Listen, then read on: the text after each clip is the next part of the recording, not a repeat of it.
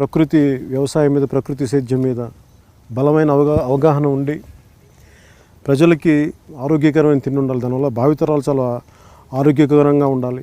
బలమైన ఆరోగ్యంతో ఉన్న ప్రజలు ఉంటేనే దేశం బలంగా ఉంటుందని ఇలాంటి గొప్ప ఆశయాలతోటి విజయరామారావు గారు చాలా సంవత్సరాల క్రితం రైతుగా ప్రారంభించి ఈ రోజున ప్రకృతి వ్యవసాయాన్ని ప్రతి ఒక్కరికి నేర్పించాలి, దీన్ని చేయాలన్న తపన ఆయనకి. మనకి ఎరువులు లేకుండా సేంద్రియ పద్ధతిలో చేయాలని నా తపన. అలాగే భూమిని సంరక్షించుకోవాలి, మన ఒక్కలే కాదు బతకాల్సింది, చాలా జీవాలు బతకాలి. వీటన్నిటి మీద ఉద్దేశంతో నేను ప్రారంభించి అసలు మనం ఏమి చేయకుండా వ్యవసాయం ఎలా చేయాలి, వ్యవసాయం మనకి ఆదాయంతో పాటు విజ్ఞానం ఇవ్వాలి, మానసిక ఆనందం కలిగజేయాలి, ఒక మంచి మనిషిని చేయాలనేది ఆయన ఉద్దేశం.